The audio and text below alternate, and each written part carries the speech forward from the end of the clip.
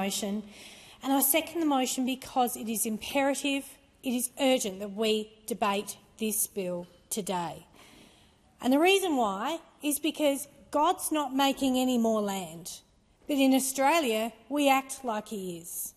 We continue to concrete over our best farmland in our nation.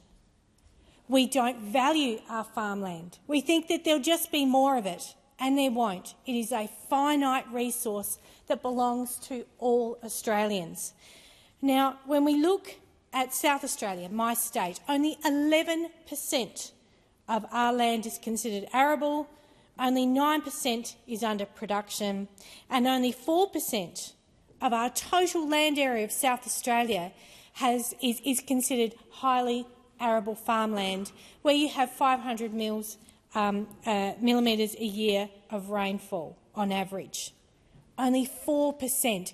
And yet it is that 4% that is under the most threat in my state.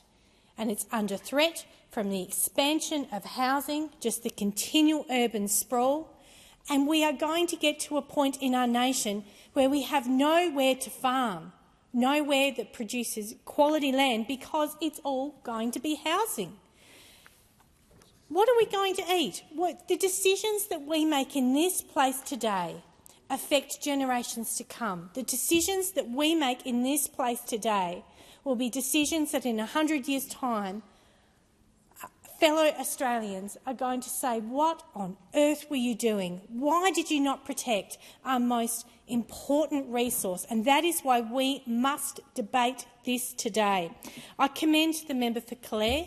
I second this motion. I commend him for this bill, for his foresight, for his insight.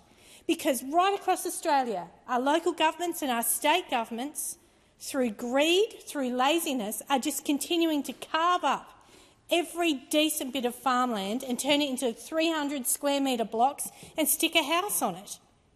We're going to have nowhere to grow food.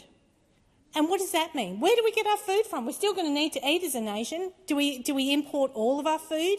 Does our milk come from overseas? Does all of our food, everything you buy in the supermarket? It's bad enough now that how difficult it is to find Australian food on our supermarket shelves. In generations to come, that will become worse. We must support this bill, and we must debate this bill today, because across my electorate, whether it's down at Sellex, whether it's at Mount Barker, outside of my electorate, out to Roseworthy, further out, we are just carving up more and more of the nation's best farmland. In fact, in South Australia, back in 1991, the South Australian Government Natural Resources Management Standing Committee did a report on the alienation of rural farmlands. Now, what they said was, if rural lands continue to be alienated at the rate and in the manner permitted in the past, the state will be faced with a serious conflict between commercial farmers and other land users, and ultimately significant losses in primary production are likely. So that was 34 years ago, and I can tell you, in my state, since that time, we have gone further and further. The urban sprawl just continues to go further and further. And I look at where we used to grow wheat. I look at where we had cattle, where we had strawberry farms, where we had mushroom farms, just beyond. And now it's all housing, and it's going to get worse and worse. And we should be making decisions in this place that protect that farmland.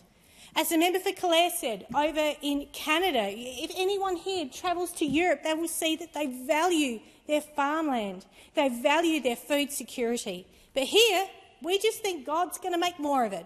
Well, he's not. And we know that with climate change, we're going to get drier and drier as a continent. We know that where that line is, we have the Goyder line in South Australia. They say that it's going to become lower and lower, and that the arable land will get smaller and smaller.